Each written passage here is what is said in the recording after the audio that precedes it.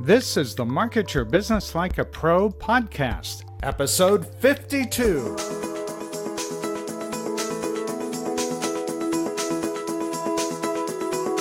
Welcome to the Market Your Business Like a Pro podcast with Ken Countess. Ken is an internationally recognized marketing expert. This podcast will give you tips on how to market your business more effectively than ever before to help you make more money, whether you're just starting out or have been in business for years. And now, here's Ken Countess. Hey, welcome to this week's episode of the Market Your Business Like a Pro podcast. I'm Ken Countess. This is a really special episode for us. It's number 52. We have created, published, and distributed 52 episodes, one every week. So it's our birthday. Happy birthday to the Market Your Business Like a Pro podcast. You know, every week for the last year, we've been talking about marketing subjects, ways to help you grow your business. And I know that oftentimes we'll cover the same type of subject a few times over the course of several weeks. We may talk about email or search engine optimization or whatever. But every time we do it, it's kind of a slightly different angle. We've had some really amazing guests over the last year. If you're new to the podcast, go back and check. You can find the podcast on iTunes, Google Play, Podbean, Stitcher. We have many of them published on YouTube. You may be watching on YouTube right now. And we probably have 10 or 15 of the most recent podcast episodes on YouTube. But all of them you can find on our website and on the other channels, as I mentioned, iTunes, Google Play, Stitcher, and Podbean, and so on. So go back and listen. Each one of them is titled, so you have a pretty good idea of what's in each of the episodes. And each of them runs about 15 to 20 minutes or so. So they're easily digestible. If you're listening in the car, it's during the course of a commute. And by the way, I'm always looking for suggestions on what we can do to make the next episodes better, more relevant. You know, things change in marketing all the time. And if you're a marketer or a would-be marketer, or you simply don't have the time to do any marketing, well, that's the purpose of this podcast, is to give you a couple of extra ideas, very valuable ideas, things that can generate revenue for you, generate leads, get more people involved with your business or your company. So we welcome your feedback and look forward to hearing from you all the time. So as we celebrate our first birthday together, and again, thank you for being here, this time around, I'm going to talk about something that I presented at a workshop I did just yesterday. This is being recorded and will be published, actually, at the end of September of 2018. And yesterday, September 27th, as it turns out, I presented this topic to a group at the Small Business Development Center in Kissimmee, Florida. And it was based on the 4 pillars of marketing. And for those of you who follow me on a regular basis and you know all of the work I do with Constant Contact, you may recognize some of this material that you're about to see as part of one of the classes that I taught over the last several years. And I'm always refreshing the classes, by the way.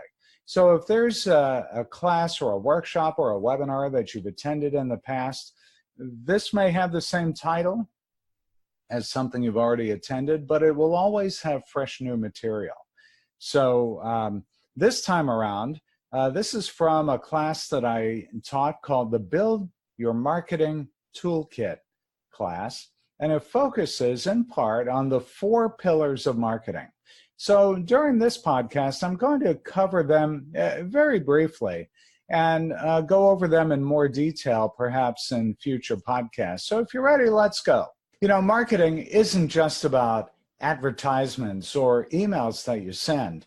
It's more than just one concept. There's really an entire continuum of ideas and activities to focus on. And that's what I'll be referring to when I talk about the 4 pillars of marketing. The first pillar of marketing success is getting found and discoverability. And I want you to think about how these will loosely follow the steps that a business or a nonprofit has to go through as you market to your audience.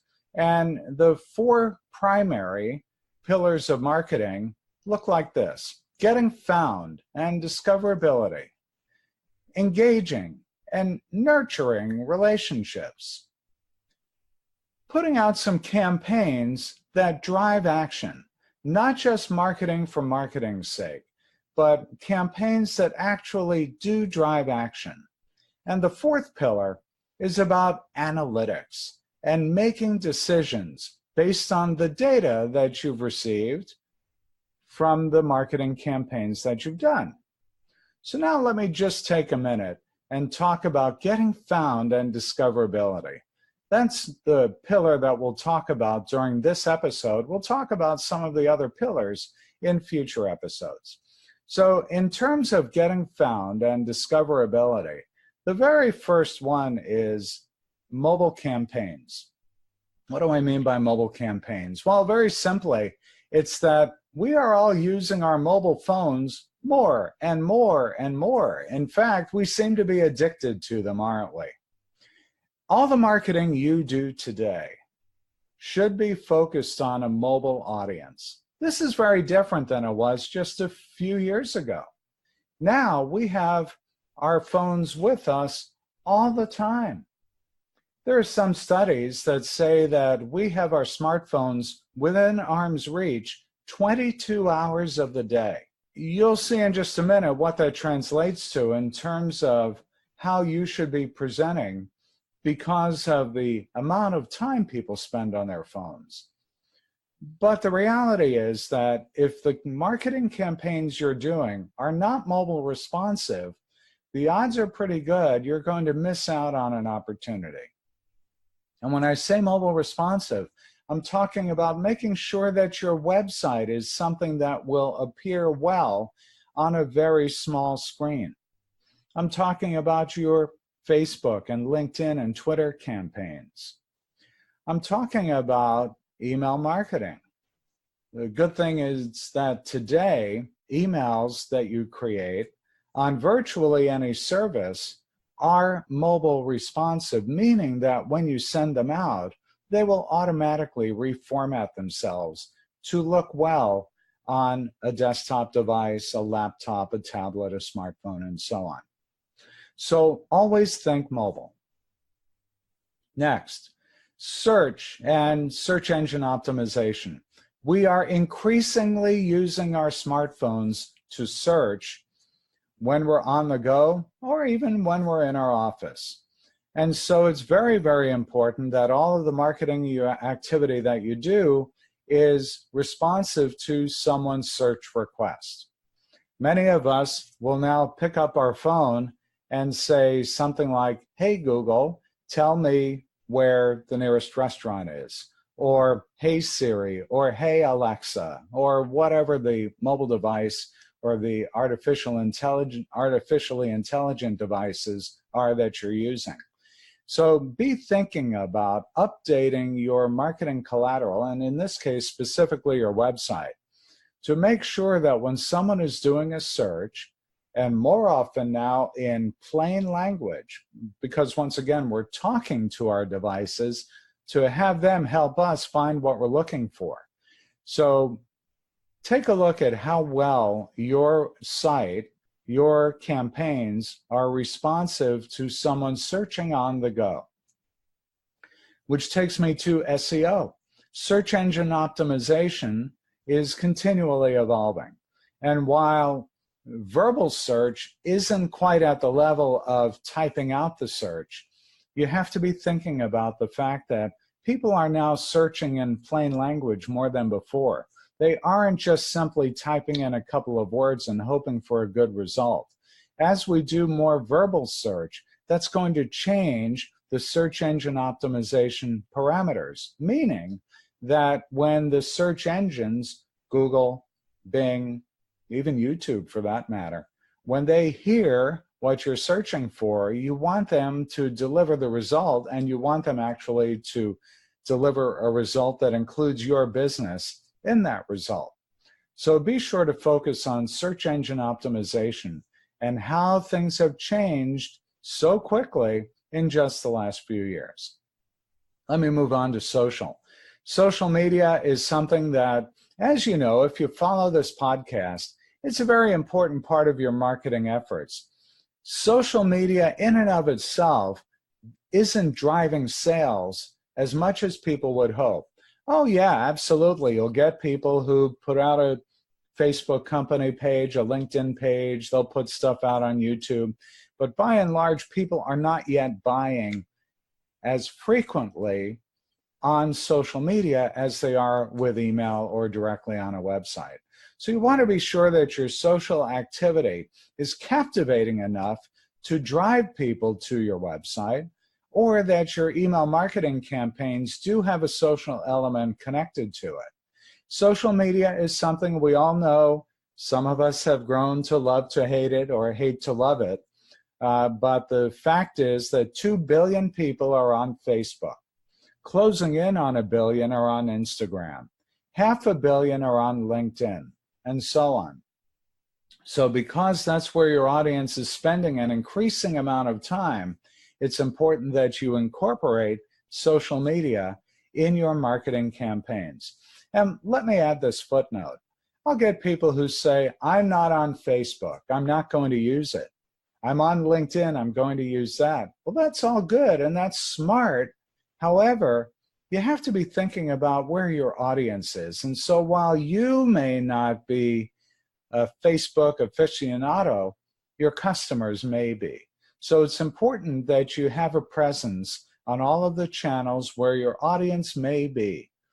And if you need help with that, let me know. We can help you. We've got some really good, cool, easy to use solutions using some automation in some cases to help you establish your presence on those channels that you don't typically hang out on. And lastly, when it comes to getting found and discoverability as one of those 4 pillars of marketing, it's listings, particularly if you're a service type of business. Now, let's say you're a restaurant, maybe you're a landscaper, maybe, it can be any number of things. Make sure your business is listed on the listing sites. I'm talking about Yelp and Angie's List, and if you're a lawyer, there's Avvo and so on. Make sure people can find you there, and then encourage your customers who have had a great experience with you to post reviews. Think about how you do your shopping now. Many of us do a lot of our shopping on Amazon. Maybe you use eBay. Now, what's the first thing you do when you come across a product or a vendor?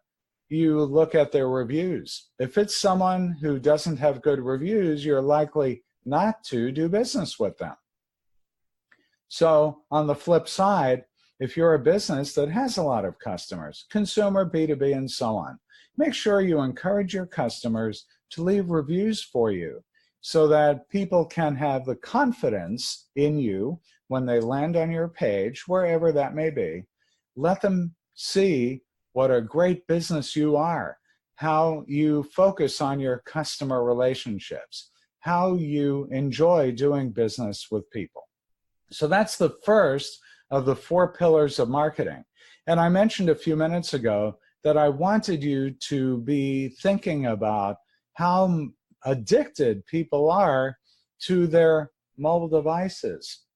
Here's a study that was done not very long ago that shows that as mobile internet usage continues to grow, as we are more and more addicted to mobile technology, the average person is looking at their phone 150 times a day.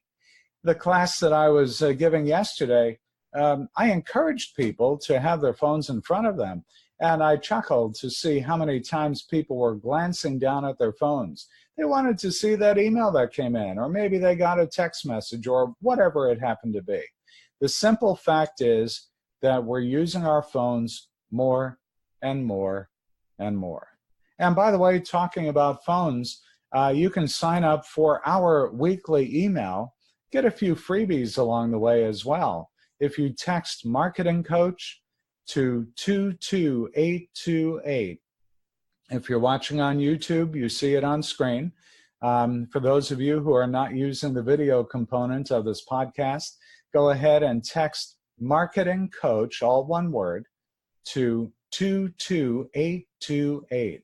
And the system will reply back asking you for an email address. And when you do that and submit it, I'll automatically, using marketing automation, send you an email that gives you access to several free resources, a case study on how to use Facebook marketing.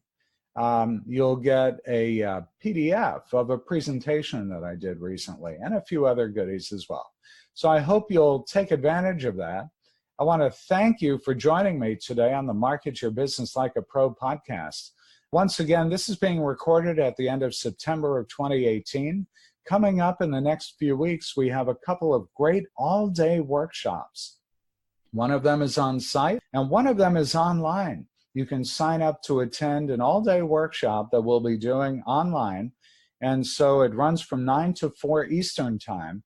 You can join live, attend all or part of it. But as you do that, let's say you miss a portion of it, it'll also be available for you on a replay basis. So go to our website. It's the marketyourbusiness.co website or the countessgroup.com website. Go over to upcoming events and pull down the calendar, and you'll be able to see all of the upcoming events that we have. All right, so thanks for joining me, and I hope you join us again next time around as we start podcast year number 2 of the Market Your Business Like a Pro podcast. Hey, that's it for this week's episode. Don't forget to check out our brand new Email Marketing Online Academy. It's www.marketyourbusiness.co/email-academy. That's where you'll find out more. Check out all of our episodes of the Market Your Business Like a Pro podcast. It's on our website, marketyourbusiness.co. Look for the podcast tab, and there you'll find all previous episodes. And while you're on our website, don't forget to check out all the other resources and sign up for our weekly newsletter too.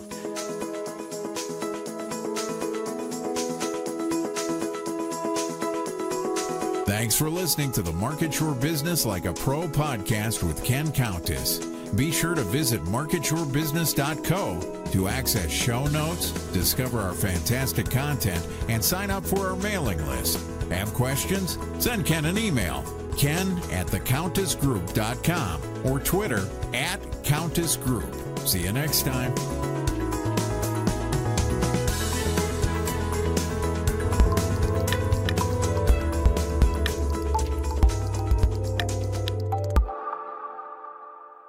If you need help with this or anything else related to marketing your business, reach out to us.